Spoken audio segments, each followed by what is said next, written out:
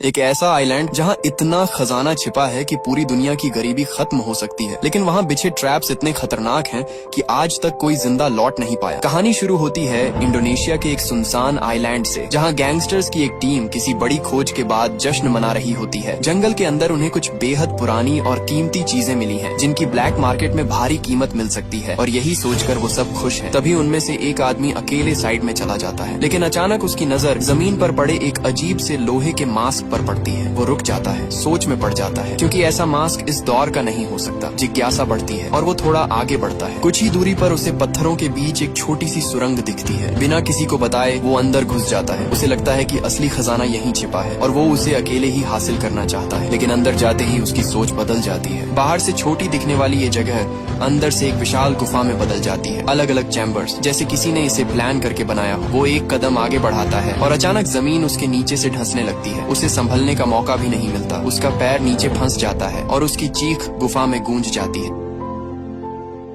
अब कहानी 20 साल आगे बढ़ती है, जहां हम एक टीम को देखते हैं जिन्हें एक अजीब सा बंकर मिल चुका होता है। बैन चाहता है कि अंदर जाकर कुछ बड़ा हाथ लगे, लेकिन जेसिका हिचकिचा रही होती है। फिर भी बैन उसे साथ लेकर अंदर चला जाता है, बाकी लोगों को बाहर रुकने को कहकर। बंकर के अंदर का माहौल अजीब खामोशी से भरा होता है, और जैसे जैसे वो आगे बढ़ते हैं उन्हें एहसास होने लगता है कि ये जगह खाली नहीं है। खोजते खोजते उन्हें 2 कंकाल मिलते हैं, जिन पर पुराने मिलिट्री बैज लगे होते हैं। ये जापानी सैनिक थे जो शायद यहाँ बहुत पहले आए थे और बाहर कभी लौट नहीं पाए। जेसिका सब कुछ देखने के बाद बस इतना कहती है कि वो मंजिल के बहुत करीब है, लेकिन असली बात छुपा लेती है। वो बैन को बाहर लेकर आती है और कहती है कि अभी और आगे जाना होगा, सही जगह अभी मिली नहीं है। आइलैंड पूरी तरह सुनसान है, घना जंगल, हर तरफ ऊंचे पेड़, ऐसे कि कोई भी आसानी से छुप सके। यही वजह थी कि वर्ल्ड वॉर के समय जापानी सेना ने इस जगह को चुना था। यहाँ से वो दुश्मनों पर नजर रखते और अचानक हमला कर देते। चलते चलते टीम एक पुराने माइनिंग एरिया तक पहुँचती है। सब कुछ टूटा हुआ, सालों से उजड़ा पड़ा, लेकिन उसी के नीचे उन्हें एक छुपा हुआ दरवाजा दिखता है। अंदर क्या है, कितना गहरा है, किसी को कुछ पता नहीं। कैप्टन साफ मना करता है, लेकिन बैन अब रुकने वाला नहीं। उसे हर हाल में अंदर जाना है, चाहे जो मिल जाए। मजबूरी में सब उसके साथ चलते हैं। जैसे ही दरवाजा खुलता है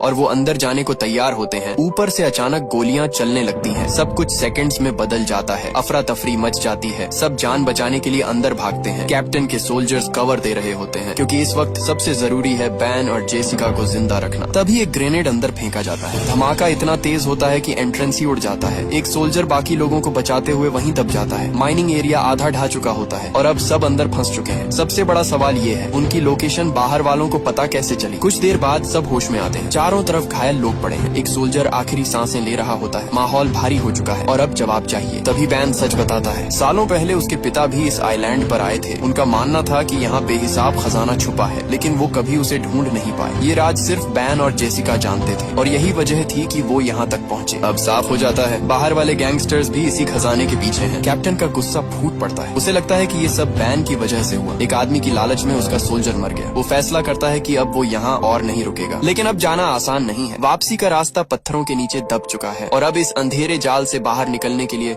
उन्हें कोई नया रास्ता ढूंढना ही पड़ेगा। कैप्टन और सोल्जर्स आगे बढ़कर चारों तरफ रास्ता ढूंढने लगते हैं। तभी सामने एक संकरा सा रास्ता दिखता है। ऊपर से ये बस एक छोटी गुफा लगती है, लेकिन जैसे ही वो नीचे उतरने लगते हैं, सच्चाई सामने आती है। ये तो सिर्फ शुरुआत थी। अंदर एक विशाल बंकर छुपा हुआ था। सब लोग डरते हुए पीछे पीछे चलते हैं। सीढ़ियाँ उतरकर वो एक पुराने लकड़ी के पुल पर पहुँचते हैं। पल भर को लगता है कि ये टूट जाएगा, लेकिन जैसे ही कदम रखते हैं, पूरा पुल हिलता भी नहीं, और तभी बिना किसी वजह के आसपास की लाइट्स खुद ब खुद जल उठती हैं। कैप्टन तुरंत सबको रुकने का इशारा करता है। उसे शक हो जाता है, इतने साल पुरानी जगह में ये लाइट्स कैसे चालू हो सकती हैं? दीवारों पर जापानी झंडे लगे होते हैं। साफ दिख रहा है कि ये सब वर्ल्ड वॉर के द्वार का है, लेकिन अगर सब कुछ इतना पुराना है तो फिर यहाँ अभी भी क्या जिंदा है? अब हर कदम संभल कर बढ़ाया जाता है। कैप्टन धीरे धीरे पुल पार करता है और पूरी टीम एक बड़े से चैम्बर में पहुँच जाती है। ये जगह किसी स्टोर रूम जैसी लगती है। चारों तरफ दवाइयाँ, अजीब मास्क जो आम लोगों के लिए नहीं बनाए गए। सब कुछ देखकर लगता है यहाँ कुछ खतरनाक एक्सपेरिमेंट होते थे। थोड़ी तलाश में उन्हें फोटोज और डॉक्यूमेंट्स मिलते हैं, और सच्चाई और भी डरावनी निकलती है। ये जगह कैदियों पर किए गए एक्सपेरिमेंट्स का अड्डा थी। टॉर्चर, टेस्ट, हर वो चीज जो इंसानियत से परे हो। अब मामला सिर्फ खजाने का नहीं रहा। कैप्टन को यकीन नहीं होता कि इतनी बड़ी जगह सिर्फ खजाना छुपाने के लिए बनाई गई होगी। उसे लगने लगता है कि बैन और जेसिका कुछ छुपा रहे हैं, और शायद ये पूरी कहानी वैसी नहीं है जैसी दिखाई जा रही है। वो साफ मना कर देता है, अब वो इस खेल का हिस्सा नहीं बनेगा। एक सोल्जर बाहर पहरा दे रहा होता है। सब कुछ शांत है, लेकिन अचानक उसे महसूस होता है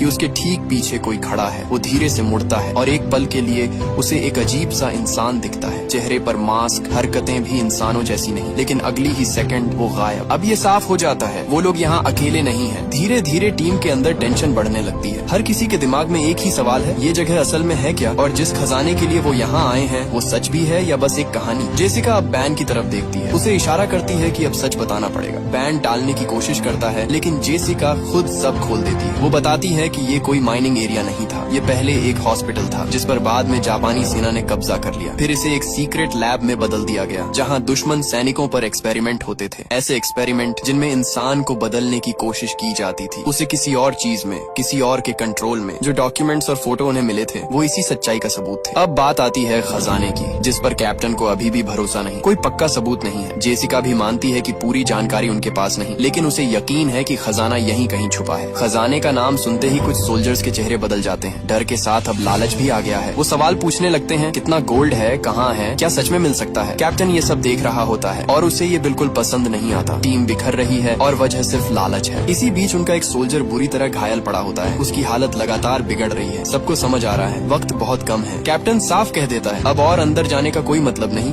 पहले बाहर निकलने का रास्ता ढूंढना होगा। वो एक सोल्जर को साथ लेता है और बाकी सबको स्टोर रूम में रुकने का आदेश देता है ताकि कोई और खतरे में न पड़े। लेकिन बैन को ये मंजूर नहीं। उसके लिए यहाँ से निकलना नहीं, खजाना ढूंढना सबसे बड़ा मकसद है। वो चाहता है कि सबसे पहले वही उसे पाए, क्योंकि इस पूरे मिशन में उसने ही सबसे ज्यादा पैसा लगाया है और अब वो खाली हाथ लौटने वाला नहीं। इसी बीच फैसला होता है कि कैप्टन और जेसिका यहीं रुककर घायल सोल्जर जॉन के साथ रहेंगे, जबकि बैन अपनी गर्लफ्रेंड और बाकी सोल्जर्स को लेकर आगे बढ़ जाता है। उसकी चाल साफ बता रही होती है, उसे सिर्फ खजाने की पड़ी है, बाकी सब बाद में। जॉन की हालत बिगड़ती जा रही होती है। इसी दौरान कैप्टन जेसिका से बात करने लगता है। वो अपनी पुरानी जिंदगी के बारे में बताता है, कैसे वो पहले सिर्फ अपने बारे में सोचता था, लड़ाइयाँ लड़ता था, लोगों को मारता था, लेकिन एक वक्त के बाद उसने सब छोड़ दिया। अब वो वैसा इंसान नहीं रहा। जेसिका ये सब सुनकर चुप हो जाती है। माहौल कुछ पल के लिए भारी हो जाता है। उधर बैन और बाकी लोग आगे बढ़ते बढ़ते एक अजीब जगह पर पहुंचते हैं। नीचे की तरफ लोहे की मोटी जालियां लगी होती हैं, जैसे किसी को बंद रखने के लिए बनाई गई हो। पूरा सेटअप देखकर लगता है कि ये कोई अलग ही सेक्शन है जहाँ कुछ और ही होता था। बैन नीचे झांकता है और उसे एक हेलमेट दिखाई देता है जिस पर यूएस आर्मी का निशान बना होता है। अब बात और भी साफ हो जाती है। इस जगह तक सिर्फ वो लोग नहीं पहुँचे थे, उनसे पहले भी कोई यहाँ आया था और शायद वो भी बाहर नहीं निकल पाया। आगे बढ़ते हुए सोल्जर्स को जो मिलता है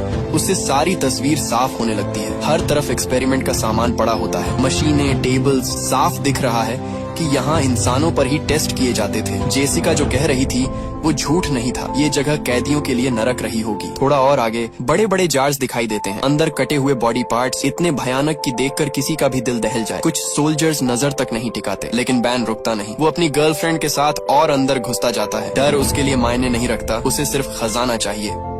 उधर जॉन, जो पहले से ही बुरी तरह घायल पड़ा था, अचानक जमीन पर हलचल महसूस करता है, जैसे नीचे कुछ जिंदा हो। वो ध्यान से देखता है और तभी मिट्टी उसके नीचे से खिसकने लगती है। उसे समझ भी नहीं आता और वो धीरे धीरे जमीन के अंदर धंसने लगता है, ठीक उसी तरह जैसे शुरुआत में वो गैंगस्टर गायब हुआ था। कैप्टन और जेसिका ये देखते ही दौड़ पड़ते हैं। वो उसी जगह पर मिट्टी खोदने लगते हैं, जितनी तेजी से हो सके। किसी तरह अंदर पहुंचते हैं, लेकिन तब तक देर हो चुकी होती है। जॉन मर चुका होता है। उसका शरीर अजीब तरीके से गल रहा होता है, जैसे किसी तेज केमिकल ने उसे जला दिया। और जब वो आसपास देखते हैं तो सन्न रह जाते हैं। चारों तरफ इंसानों के कंकाल पड़े होते हैं। अब ये साफ है, इस गुफा में कुछ है जो लोगों को खींचता है, मारता है और उन्हें इस हालत में छोड़ देता है। कैप्टन और जेसिका अभी खुद को संभाल ही रहे होते हैं कि अचानक पीछे से उन पर हमला हो जाता है। किसी ने उन्हें जोर से मारा और दोनों वहीं बेहोश गिर जाते हैं। कैप्टन और जेसिका होश में आते हैं और अपने सामने एक मास्क पहने आदमी को खड़ा पाते हैं। उसके हाथ में हथियार होता है और वो खुद को वर्ल्ड वॉर 2 का जापानी सोल्जर बताता है। वो अभी भी उसी जंग में जी रहा है। वो कहता है कि जापान जीत चुका है, पूरी दुनिया पर उनका राज है और लड़ाई अभी भी चल रही है। वो सालों से यही है, बाहर कभी गया ही नहीं। कैप्टन और जेसिका उसे शांत करने की कोशिश करते हैं, लेकिन जेसिका साफ कहती है जंग बहुत पहले खत्म हो चुकी है, जापान हार चुका है। वो सोल्जर मानने को तैयार नहीं होता। तब जेसिका उसे अपने डिवाइस पर वीडियोस दिखाती है, सरेंडर के फुटेज, असली सबूत। धीरे धीरे उसकी आंखों से भ्रम टूटने लगता है। उसे एहसास होता है अगर ये सच पहले पता होता तो शायद वो अपने साथी को बचा सकता था, जो अब मर चुका है। वो टूट जाता है, घुटनों पर गिर जाता है। कैप्टन सावधानी से उसका हथियार नीचे रख देता है, क्योंकि अब भी उस पर पूरी तरह भरोसा नहीं किया जा सकता। फिर वो उससे सवाल करते हैं, ये सब कैसे हुआ, इतने साल वो जिंदा कैसे रहा। सोल्जर जो बताता है वो और भी डरावना है। जापानी वैज्ञानिकों ने उन पर एक्सपेरिमेंट किए, इंजेक्शन दिए, ये कहकर कि वो कभी बूढ़े नहीं होंगे, हमेशा जवान रहेंगे। लेकिन हकीकत कुछ और थी, वो सब बदल गए। और सबसे खतरनाक बात,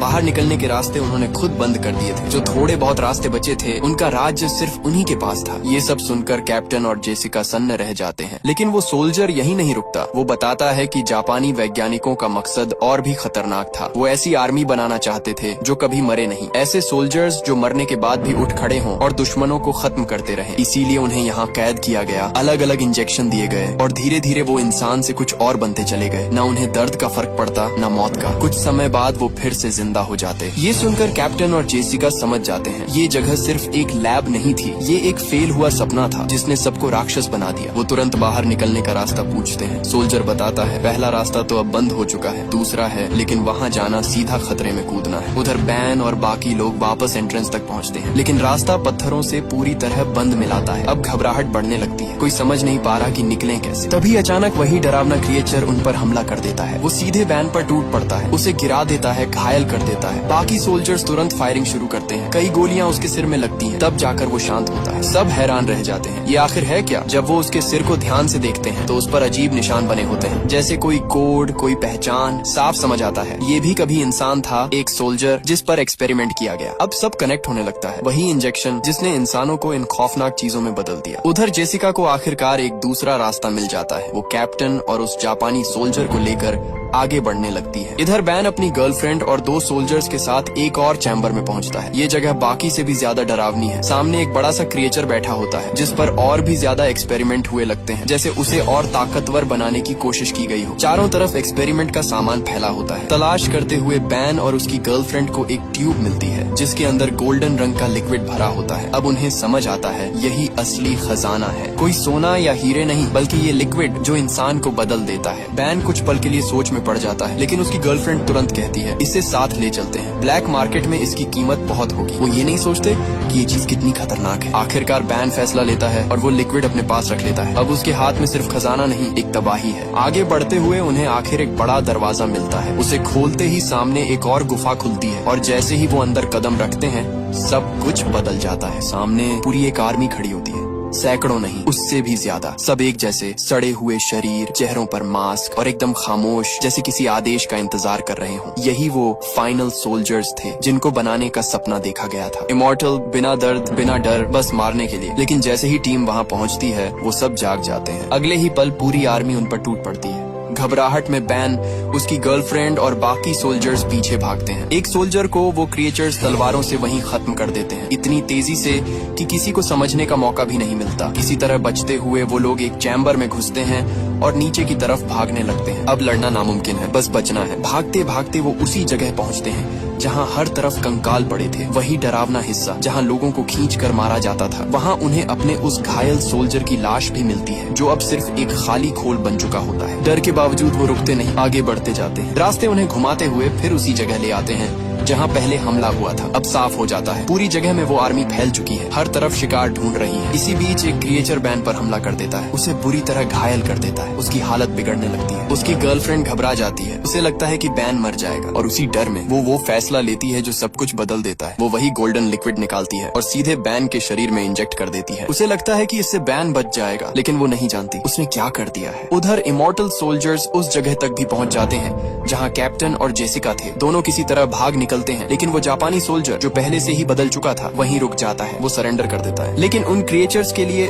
सरेंडर जैसी कोई चीज नहीं होती। उनके लिए हर इंसान सिर्फ एक शिकार है जिसे खत्म करना है। जैसे जैसे सब आगे बढ़ते हैं, बैन की गर्लफ्रेंड अचानक अपनी ही चाल चली देती है। वो सिर्फ बैन की चिंता कर रही थी और उसे लेकर एक अलग रास्ते में छुप जाती है। लेकिन अब वो बैन पर असर डालता है। जिस लिक्विड का उसने इंजेक्शन लिया था वो धीरे धीरे उसे बदल देता है। कुछ ही देर में बैन आउट ऑफ कंट्रोल हो जाता है और उसी का हाथ उसकी गर्लफ्रेंड पर पड़ जाता है। यह साबित हो गया कि लिक्विड सच में काम करता है। अब वो कैप्टन और बचे हुए सोल्जर को भी पकड़ लेता है और एक एक करके मारना शुरू कर देता है। कैप्टन मर चुका था और बचा सोल्जर अकेले लड़ने की कोशिश करता है, लेकिन इमॉर्टल सोल्जर्स इतनी रणनीति और बुद्धिमत्ता के साथ हमला कर रहे थे कि कोई बच नहीं पाया। अंत में सभी मर जाते हैं सिवाय जेसिका के। जेसिका किसी तरह बाहर निकलने का रास्ता ढूंढ लेती है, और पानी के रास्ते ऊपर आ जाती है, लेकिन उसे वहाँ कोई और मिल जाता है, वही इमॉर्टल सोल्जर जिसने पहले उसे पकड़ने की कोशिश की थी। धीरे धीरे पूरी आर्मी बाहर आ जाती है और आगे बढ़ती है, तैयार होकर सभी को मारने के लिए। अब साफ है कि एक नई जंग शुरू होने वाली है, एक जंग जिसमें ये इमॉर्टल सोल्जर्स जिन पर एक्सपेरिमेंट हुए लोगों को चुन चुन कर खत्म करेंगे। और हमारी कहानी यही खतरे और रहस्य के साथ खत्म होती है। तो व्यूवर्स, अगर आपको मेरा नरेशन पसंद आया हो तो वीडियो को लाइक और चैनल को सब्सक्राइब करना मत भूलना। मिलते हैं अगली मजेदार कहानी में, तब तक के लिए बाय।